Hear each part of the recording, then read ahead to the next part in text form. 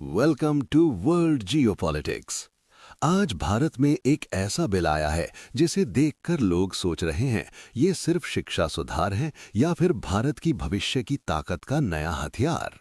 जी हां, हम बात कर रहे हैं यूजीसी बिल की। ऐसी ही एक्सक्लूसिव और डीप जियोपॉलिटिक्स अपडेट्स के लिए चैनल को सब्सक्राइब करें। नाउ, एक ऐसा कानून जो कॉलेज और यूनिवर्सिटी की दुनिया बदल देगा।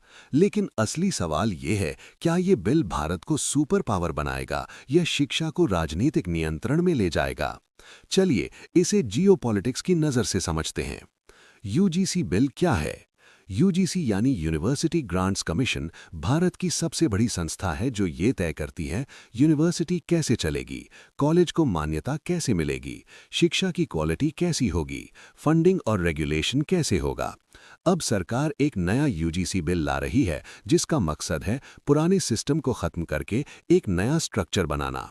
इसमें कहा जा रहा है कि शिक्षा में पारदर्शिता आएगी, यूनिवर्सिटी ज्यादा ऑटोनोमस होंगी, क्वालिटी और ग्लोबल स्टैंडर्ड्स बढ़ेंगे। लेकिन कहानी यहीं खत्म नहीं होती। असली बदलाव क्या है? यूजीसी बिल के तहत सबसे बड़ा बदलाव ये है, सेंट्रल कंट्रोल बढ़ेगा। मतलब राज्यों की भूमिका कम हो सकती है, नियुक्तियों में सरकार का असर बढ़ सकता है, करिकुलम और पॉलिसी में एक रूपता आएगी और यहीं से जियोपॉलिटिक्स शुरू होती है। शिक्षा सिर्फ शिक्षा नहीं, पावर है। आज दुनिया में युद्ध सिर्फ मिसाइलों से नहीं होता। अमेरिका की ताकत हार्वर्ड और एमआईटी से आती है, चीन की ताकत उसके रिसर्च इंस्टीट्यूट से आती है और भारत की ताकत बनेगी उसकी शिक्षा व्यवस्था से। तो यूजीसी बिल असल में एक जियोपॉलिटिकल मूव है। भारत का फ्यूचर जियोपॉलिटिकल लक्ष्य क्या है? भारत आज एक नई भूमिका में आ रहा है। क्वाड में प्रमुख, इंडो पैसिफिक में नेतृत्व, चीन के खिलाफ रणनीतिक बैलेंस, ग्लोबल साउथ का नेता। लेकिन एक सुपर पावर बनने के लिए चाहिए नॉलेज पावर, और नॉलेज पावर आती है यूनिवर्सिटीज से।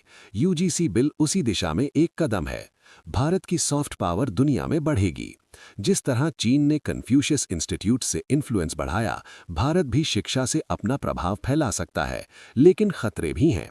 अब कहानी का दूसरा पहलू, अगर सेंट्रलाइजेशन ज्यादा बढ़ गया तो शिक्षा में राजनीतिक हस्तक्षेप बढ़ सकता है, एकेडमिक फ्रीडम कमजोर हो सकती है, राज्यों और केंद्र में टकराव बढ़ सकता है, डाइवर्सिटी और रीजनल ऑटोनॉमी खत्म हो सकती है। और याद रखिए, जब एजुकेशन कंट्रोल्ड होती है तो डेमोक्रेसी कमजोर होती है।